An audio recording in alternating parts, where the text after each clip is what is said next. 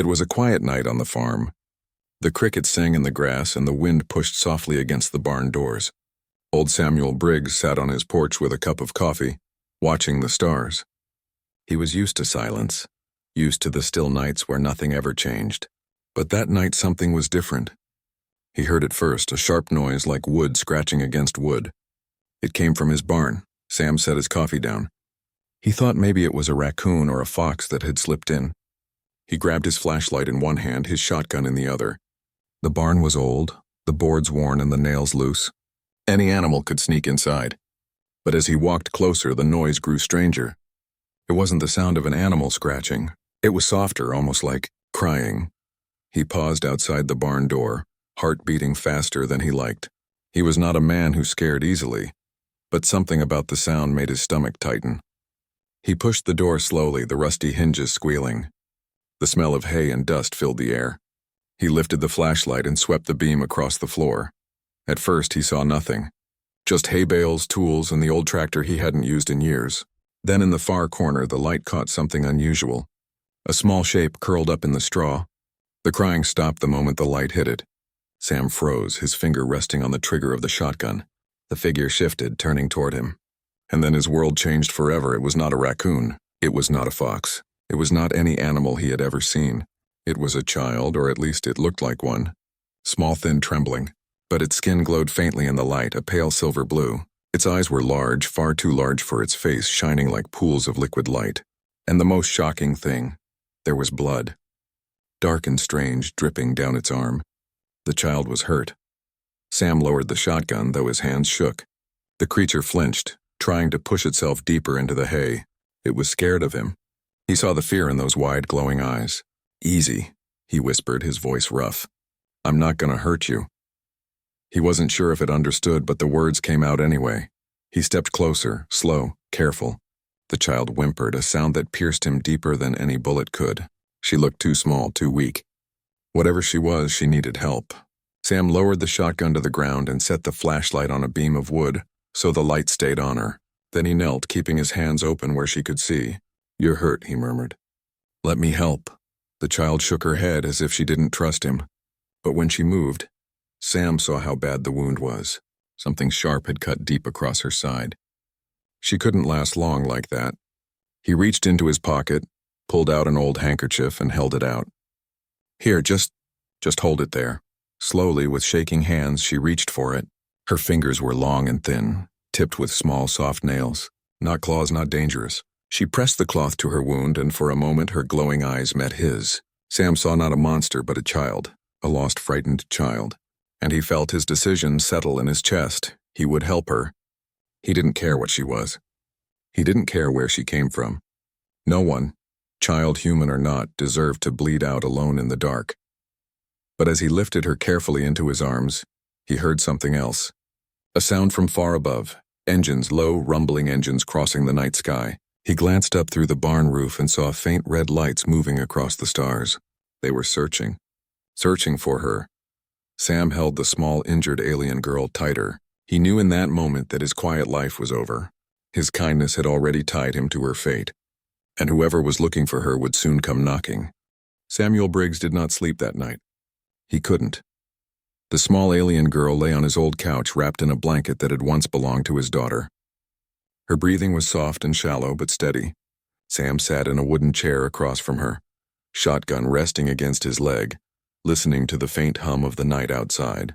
Every now and then he thought he heard engines far away, but when he stepped onto the porch the sky was quiet. Still, he knew they were out there. Whoever had sent those red lights in the sky would not stop searching. The girl stirred in her sleep, whimpering, clutching the handkerchief pressed against her wound. Sam stood and crouched beside her. "Easy now," he whispered, the way he used to when his daughter woke from bad dreams. She opened her glowing eyes for just a second and looked at him, then drifted back to sleep. Sam rubbed his face. What was he supposed to do? He was no doctor. He was no hero. Just an old farmer with a barn full of broken tools. But when he thought about calling the sheriff, his stomach turned. He imagined flashing lights, military trucks, men in black suits. He imagined the fear on her face as strangers dragged her away. No, he couldn't do that to her. He got up and rummaged through his bathroom cabinet, pulling out an old first aid kit. His hands were clumsy, but he managed to clean her wound with warm water and bandage it with gauze. She flinched but did not cry out. When he was done, she gave him a look, half cautious, half thankful. Sam didn't need words to understand. She trusted him at least a little. The next morning, Sam kept the curtains closed. He made eggs and toast, leaving a small plate near her. She stared at the food with wide eyes, sniffed it, then took a tiny bite. When she swallowed, a small smile flickered across her face. Sam chuckled softly. "Guess you've never had chicken eggs before." As the day went on, Sam tried to learn more about her. She didn't speak his language, but she understood gestures. When he pointed at himself and said, "Sam," she repeated softly, her voice light and strange. "Salem," he pointed at her, raising his eyebrows. She hesitated, then tapped her chest. "Lyra," Sam nodded. "Lyra," he said. The name rolled easily off his tongue. They spent the day like that, pointing at things, trading names. Dog, chair, water. She was quick to learn, her bright eyes focused and sharp. Still, Sam knew there was more to her than a lost child. She was too cautious, too aware of every sound outside. She was hiding, not just lost. That night, when the sky turned dark and the crickets sang again, Sam stepped out onto the porch to clear his mind. He lit a cigarette, though he had promised himself he had quit years ago. As he blew out smoke, he noticed a strange glow on the horizon. Not fire, not lightning, lights in the sky again. His heart sank. They were back. The next morning, the news spread through town. People whispered at the diner about lights in the sky. Some said it was military training. Others said it was UFOs.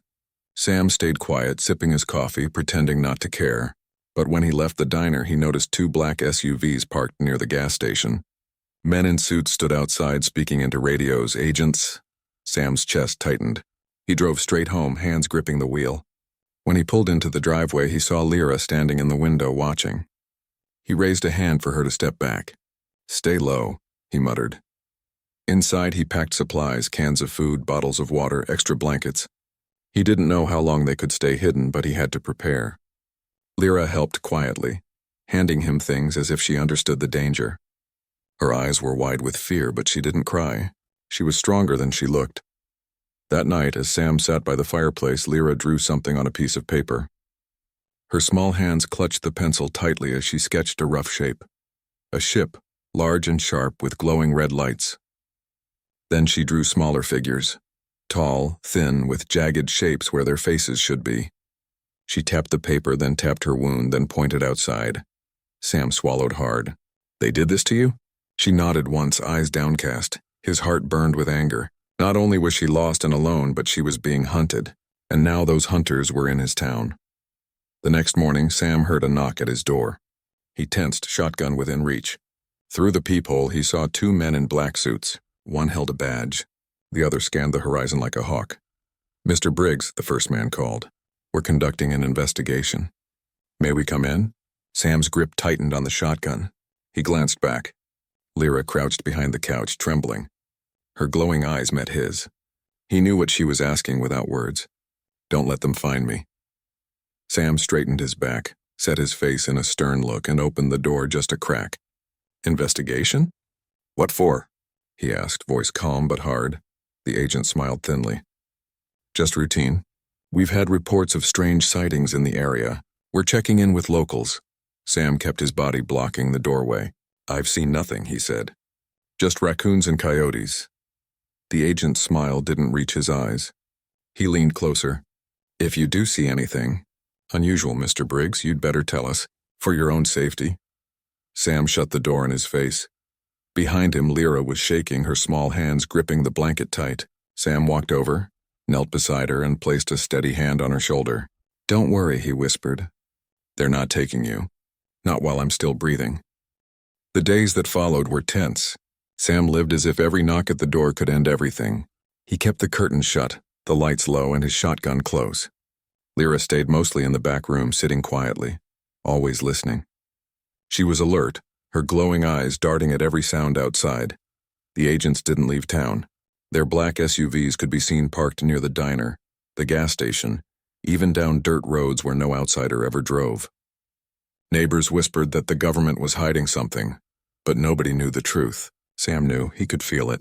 They weren't here to protect anyone. They were hunting her. One afternoon, Sam was repairing a fence post when a neighbor pulled up in his truck. It was Earl, a man who talked too much but meant no harm. Earl leaned out the window, chewing on a toothpick. "You heard? Feds say some wild animal's been running around. Big one, dangerous." Sam wiped sweat from his brow. "That so?" Earl nodded. "Yeah. Said folks should report anything strange. Funny, though. Didn't look like animal hunters to me. More like soldiers in suits." He lowered his voice. "If you ask me, it's them UFOs. You'd better watch your barn, Sam. You know how critters like to hide." Sam forced a chuckle, though his stomach turned. "I'll keep an eye out." When Earl drove off, Sam hurried back inside. Lyra was waiting, eyes wide. She had heard everything. She pointed to the window, then to herself, then drew the shape of the ship again on the paper. Her hand shook. "I know," Sam muttered. "They're looking for you, but I won't let them find you." That night, the sky glowed red again. Sam stood on his porch, watching lights flicker through the clouds. Lyra appeared beside him, silent as a shadow. She lifted her small hand, pointing up. Her lips moved. The word was soft, broken, but clear. "Hunters." Sam looked down at her. His chest tightened. She was learning his language faster than he had imagined, and now she had given him the name of the enemy. Hunters. The next morning, the agents came back. This time they weren't polite. Sam saw them walking across his field, their black boots crunching the dirt. He stepped out with his shotgun slung over his shoulder. "What do you want?" Sam barked. The taller agent lifted a hand. "Just routine. We'd like to check your barn, Mr. Briggs. Some of your neighbors reported strange noises at night." Sam's stomach tightened. He forced a scoff. "Barn's full of broken tractors and chickens. You want to see rust, be my guest, but you're not walking into my property without a warrant." The agent's jaw clenched. He didn't like being told no, but finally he gave a thin smile. "We'll be around. Don't make this hard." They left, but Sam knew it wasn't over. Inside, Lyra trembled. Her glowing eyes filled with tears she refused to let fall. Sam crouched beside her, voice low. "They won't take you. Not from me." That night, Sam discovered something new. As he sat by the fireplace, he saw Lyra staring at a wooden spoon on the table. Her small brow furrowed, her hand trembling in the air. Slowly, the spoon rattled, lifted and hovered for just a second before dropping. Lyra gasped and covered her face as if ashamed. Sam leaned forward, stunned. "You can move things?" She didn't answer, but her shaking hands told him the truth. She was more than just a runaway child. She was something powerful, something the hunters wanted badly. The next day, Sam went into town for supplies. As he walked past the gas station, he noticed something that froze his blood. One of the agents was leaning against the SUV, speaking into a radio. And strapped to his belt was not a normal gun. It was something else, sleek, black, with glowing lines that pulsed red. Alien technology. Sam didn't look twice. He kept walking, bought his supplies, and drove home. But his mind was racing. The hunters weren't just aliens searching Earth. They were already working with people here. Maybe the agents weren't even human at all. Back at the farmhouse, Sam locked the doors and lowered his voice to a whisper. "They've got alien weapons, Lyra. That means they'll use them." She looked up at him, her eyes glowing brighter. For the first time, he saw anger there, not just fear. She clenched her small fists as if ready to fight back. That night, Sam sat awake with the shotgun across his knees, staring at the barn. He had lived through storms, floods, and hard winters, but nothing had ever felt like this. Every instinct told him danger was closing in, step by step like wolves circling prey. He didn't know how much longer he could keep her safe, but one thing was certain. He would fight. The storm came at dusk. Heavy rain hammered against the farmhouse roof and thunder rolled across the fields. Sam sat at the table, watching water stream down the window. Lyra sat across from him, her small hands clutching a pencil. She had been drawing all evening, her glowing eyes flicking up at him now and then as if waiting for him to understand. She pushed the paper toward him. At first it looked like a child's scrawl, circles, lines, jagged shapes. But when Sam studied it, the picture made his chest tighten. It was a planet, not Earth. The surface was marked with craters and strange symbols. Above it floated massive ships, long, sharp-armed like floating fortresses, and near the bottom she had drawn small figures running, chased by taller, darker shapes with glowing red eyes. Sam swallowed. "This is your home?" Lyra nodded slowly. Her lips trembled as she whispered, "Home." Sam's hands clenched. He pointed at the taller shapes. "Them? Hunters?" Her eyes hardened, and she nodded again. "Hunters." She drew another shape then, a smaller figure in the middle of the chaos. She circled it, then tapped her own chest. Sam's breath caught. "You?" Lyra lowered her head. For a moment she looked so small, so tired. But when she lifted her gaze again, he saw something else. Resolve. She wasn't just running from them. She was important. Sam rubbed the back of his neck. "Why are they after you?" She hesitated, then pressed her hand to the paper, right where she had drawn the massive ships. Slowly, carefully, she drew an X through one of them. Then she tapped herself again. Sam's heart skipped. He leaned back in his chair, whispering, "You can destroy them." Her silence was answer enough. The rain grew heavier, the sound pounding in his ears. Sam realized the truth at last. She wasn't just a lost child. She was a target, a threat to the hunters, and maybe a hope for her people. But before he could ask more, a sound split the night, a low hum, unnatural, vibrating through the walls. Lyra's head snapped up. She dropped the pencil and grabbed Sam's sleeve, pulling him toward the window. Sam saw it. Beyond the trees, in the distance, a shape cut through the rain clouds. A craft. Not a plane, not a helicopter. Sleek, black, with glowing red lights along its sides. It descended slowly, vanishing behind the tree line near the far edge of his farm. Sam cursed under his breath. "They're here." He rushed to the closet, pulling out his old hunting gear, boots, jacket, a rusted lantern. His shotgun was already loaded. Lyra stood near the door, trembling but trying to be brave. "You can't stay here," Sam said firmly. "They'll search the house. We need to move." Lyra shook her head violently, pointing at the barn. "Safe," she whispered. Sam hesitated. The barn wasn't much of a fortress, but it was hidden by trees and shadows. It might buy them time. He nodded. "All right, barn it is." They slipped out the back door into the storm. Rain soaked them instantly, the mud heavy under their boots. Sam held the lantern low, guiding the way, while Lyra followed close behind.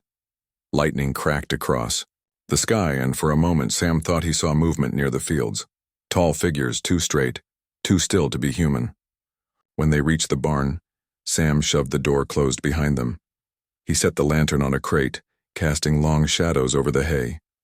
Lyra sat on the ground, shivering, hugging her knees. Sam crouched beside her. "They'll be here soon," he said quietly. "If they find you, they won't stop until you're gone, but listen." He placed a firm hand on her shoulder. "I won't let that happen. Not while I'm alive." Lyra's glowing eyes welled with tears. She pressed her small hand against his, her touch warm despite the cold rain dripping from her hair. For the first time, Sam felt something like a bond, something deeper than fear or pity. She trusted him completely. The sound of engines grew louder. Shadows moved past the barn's cracks. Sam grabbed the shotgun, heart pounding. But before he could take a breath, Lyra raised her hand. Her eyes glowed brighter than before, shining like stars in the dark barn.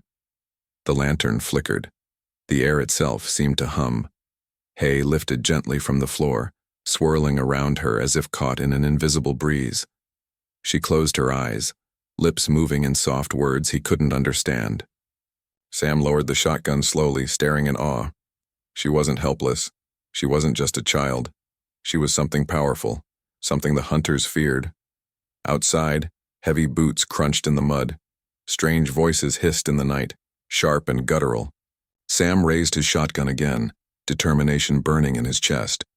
The hunters were here, and this time, they would find more than a frightened child. They would find a farmer willing to fight, and a girl who carried the power of her people in her small, trembling hands. The storm passed, but the night stayed heavy with dread.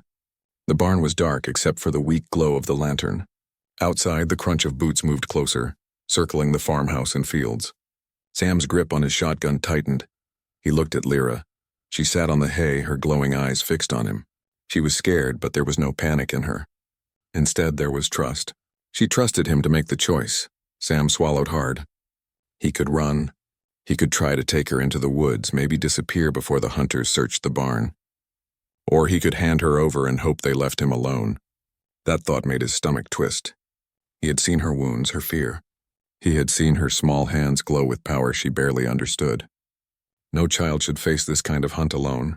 He took a deep breath. No more running, he muttered. We fight. Lyra tilted her head, not understanding the words, but sensing the meaning. She gave a small nod. Sam went to work. The old barn was filled with tools he hadn't touched in years. Rusty chains, spare lumber, coils of wire. He moved quickly, setting traps the way his father had once taught him to keep out foxes. He strung wire low across the entrance, stacked hay bales to block line of sight, and readied jars of kerosene near the door. Lyra watched silently, then began to help. She used her strange gift in small ways, moving a tool closer without touching it, lifting a heavy plank with only her trembling hands. Each time she used her power, her glow dimmed slightly as if it cost her strength. Sam told her to rest, but she only shook her head and kept helping. When everything was ready, Sam stood in the center of the barn, shotgun loaded, heart steady. He had never been a soldier. He had never fought in wars. But he knew his land, and he knew how to protect what mattered. Tonight, that meant protecting her. The first shadow appeared at the barn door. A tall figure, thin and sharp with long arms and glowing red eyes. It hissed, the sound like metal scraping against metal. Sam raised the shotgun and fired. The blast echoed, and the creature staggered back, screeching. More boots followed. The hunters were coming in force. Sam kicked over a lantern, spilling flames across the hay near the entrance. Smoke filled the air, choking, blinding. Another hunter rushed through but tripped on the wire Sam had set. It fell hard, screeching as its weapon skidded across the floor. Sam pumped the shotgun and fired again. You picked the wrong barn, he growled. Lyra crouched in the corner, hands glowing faintly. When another hunter leapt through the smoke, she thrust her palm forward. The creature slammed into the wall, pinned by an invisible force. Her eyes blazed, and the hunter shrieked before crumpling to the ground. Sam's jaw tightened. She was stronger than he had guessed. But she was also tiring. Sweat ran down her face and her hands trembled. The fight raged for minutes that felt like hours. Hunters stormed the barn, and Sam held them back with every trick he knew. Swinging tools, setting fire to old crates, blasting the shotgun until his shoulder ached. Lyra used her gift when she could, but she was weakening fast. Finally, the barn fell silent. Smoke curled toward the rafters, and broken bodies lay scattered on the ground. Sam's chest heaved as he lowered the shotgun. He was bleeding from a cut on his arm, and his clothes were torn. Lyra stumbled toward him, her small hand reaching for his. He caught her before she fell, pulling her close. For a moment, the silence felt like victory. But then the night roared. Outside, the sky lit up red as another craft descended, larger than the first. Its engines shook the earth, rattling the barn walls. Dozens of red lights flickered in the distance, more hunters, more soldiers, more weapons. The small skirmish had only been the beginning. Sam clenched his jaw. He had won the first fight, but the war was only just arriving. He looked down at Lyra, who leaned weakly against him. She whispered something soft, almost lost in the noise. Beacon. Sam frowned. Beacon. She lifted her hand weakly, pointing toward the sky. Then she tapped her chest, then his heart. A single tear slid down her glowing cheek. Sam understood only part of it. She had a way to call for help. But using it would bring more than just her people. It might bring war to Earth. His choice was clear. He could let her use it, risk drawing her enemies in greater numbers. Or he could keep fighting alone, knowing the odds were impossible. Sam held her tighter, staring at the red lights growing closer. His voice was rough but steady. Do it, call them. We'll hold out until they get here. Lyra nodded weakly, pressing her small hands together. Light began to glow between her fingers, brighter and brighter, forming into a pulsing orb. Outside, the hunters screamed and advanced.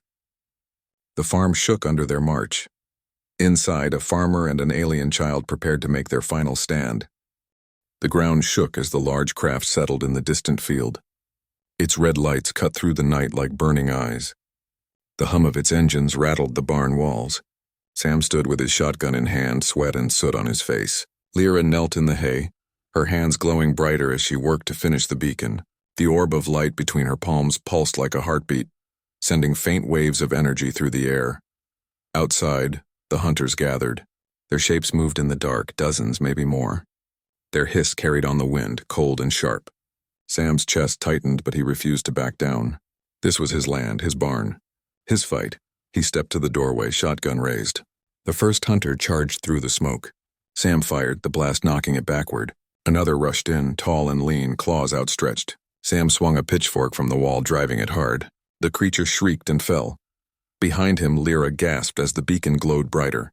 The air buzzed like electricity, but her small body trembled with the effort. Almost, she whispered, her voice faint. Hold on, girl, Sam muttered, reloading. I'll buy you time. The hunters attacked in waves. They smashed through the barn walls, their red weapons sparking in the dark. Sam fought like a man possessed. He used every tool at hand, swinging a shovel, throwing chains, lighting kerosene-soaked rags, and hurling them like firebombs. Flames spread across the barn, smoke rising into the night sky. Still they kept coming. One tackled Sam, knocking the shotgun from his hands. The alien's glowing blade hissed inches from his face. Sam gritted his teeth, grabbed a hammer from the ground, and swung with all his strength. The creature collapsed, its weapon clattering away. Sam staggered up, blood running down his temple. He was tired, hurt, but unbroken. You'll have to kill me, he growled into the smoke. Because I'm not giving her up. At that moment, Lyra cried out. Her beacon flared so bright it lit the entire barn. Hunters stumbled back, shielding their eyes. The orb of light lifted from her hands, floating toward the roof beams. It pulsed once, twice, then shot a beam of pure white into the night sky. Sam shielded his eyes. The beam tore through the clouds, piercing the heavens like a signal fire. He knew then, help was on the way, but the hunters knew it too. Their hissing grew louder, more frantic. They surged forward, desperate to stop her. Sam grabbed his shotgun, his arms heavy, his lungs burning. He fired again and again, refusing to fall. A hunter struck his side, cutting deep. Pain shot through him, but he didn't stop. Another clawed his shoulder, but he swung the butt of the gun into its skull. Through the smoke, Sam saw Lyra rise to her feet. Her body shook, but her eyes blazed with fierce light. She lifted both hands, and the air itself roared. Tools, hay, broken boards, all lifted into the air around her, swirling like a storm. The hunters froze, hissing in fear. With a scream that shook the barn, Lyra unleashed her power. The storm of objects flew like missiles, slamming into the hunters. The walls rattled, the roof groaned. One by one, the creatures fell beneath the invisible force of her will. Sam stood in awe, shotgun loose in his hand. The small girl he had found broken in the hay now stood like a warrior, her glow lighting the smoke-filled barn. But the effort cost her. Her knees buckled and she fell forward. Sam rushed to catch her, holding her against his chest. She was pale, her glow fading. You did it, he whispered hoarsely. You called them. You bought us time. Outside, the sound of engines grew louder. Not just the hunter's ship, but something else. A deeper hum, sharp and strong, cutting through the clouds. Sam looked up through the hole in the barn roof. For a heartbeat, he thought he saw shapes descending from the sky. Different ships, brighter, faster. Reinforcements. The hunters must have seen them too, because their hissing turned to shrieks. Some scattered into the fields. Others pressed harder, desperate to finish the fight before help arrived. Sam tightened his grip on Lyra. He planted his feet, lifted the shotgun one more time, and faced the red-eyed monsters that remained. His body ached, his vision blurred, but his voice was steady. You want her, he growled. You'll go through me first. The barn shook as the final wave charged. Flames roared higher, smoke poured into the sky, and above them all the light of new ships cut through the darkness. The stand at the farm had begun, and it would be remembered. The night sky burned with light. Sam staggered out of the collapsing barn, carrying Lyra in his arms. Behind him, flames ate through the old wooden beams, sparks flying into the dark. The hunters had been thrown back by Lyra's power, but they were regrouping, hissing and screeching, their glowing weapons raised. Sam's legs shook with exhaustion. His side bled, his vision blurred. He could barely stand, but he kept moving, shielding the girl with his own body. Then the sky split open. Brilliant white ships descended through the clouds, their engines sharp and clear. They weren't like the hunters' dark, jagged crafts. These ships shone with light, smooth and strong, glowing with a power that filled the night with hope. They landed in the field, sending the hunters scattering. The ground shook as ramps lowered and tall figures stepped out. Their armor gleamed silver, their eyes bright like lyras. They carried staffs that hummed with energy, weapons unlike anything Sam had ever seen. The hunters shrieked in fury, charging forward. But the new arrivals moved with speed and precision. Beams of light flashed from their weapons, cutting through the enemy like a storm. Within minutes, the hunters fell back, their ship lifting off in retreat. The night grew quiet again, filled only with the sound of crackling fire and Sam's heavy breathing. Sam sank to his knees, holding Lyra close. She stirred, opening her glowing eyes. When she saw the silver-armored figures, a weak smile crossed her face. "Home," she whispered. One of the tall warriors approached, removing his helmet. His features were sharp but kind, his skin faintly glowing like Lyra's. He knelt before Sam, speaking in a voice that was calm yet full of respect. "You are the human who sheltered her." Sam coughed, wiping blood from his chin. "Named Sam Briggs. She was hurt. I couldn't just leave her." The warrior's eyes softened. He placed a hand on his chest, a gesture of honor. "Your kindness saved her, and by saving her you may have saved many more." He looked at Lyra, then back at Sam. "She is not only a child, she is heir to our people. The hunters seek to end her line, to claim the galaxy for themselves. Because you chose compassion instead of fear, she will live. And with her, hope will live too." Sam blinked, stunned. He looked down at the small girl in his arms. She wasn't just important, she was the future of her entire kind. The warrior reached forward. "We will take her now. She will be safe." Lyra shook her head weakly, clinging tighter to Sam. She whispered, "Stay." Sam's chest ached. He wanted to keep her, to protect her forever. But he knew better. This wasn't his fight anymore. She belonged with her people. He brushed her glowing hair back gently. "You're gonna be all right, kid. You're safe now." Tears glimmered in her bright eyes. She reached into the folds of her strange clothing and pulled out a small crystal, glowing faintly blue. With trembling fingers, she pressed it into Sam's rough hand. "For you." Sam swallowed hard. "Thank you, Lyra." The warrior lifted her carefully, and Lyra's hand slipped from Sam's. She kept her gaze on him as she was carried up the ramp of the shining ship. Sam stood slowly, pain in every muscle, and watched as the ships rose into the sky. The light grew brighter, then vanished into the stars. The farm was quiet again. The barn lay in ruins, smoke curling into the night. Sam stood in the middle of it all, holding the crystal in his hand. It pulsed softly like a heartbeat. Days later, the town spoke of strange lights in the sky, of fires on the Briggs farm. Government agents disappeared without a trace.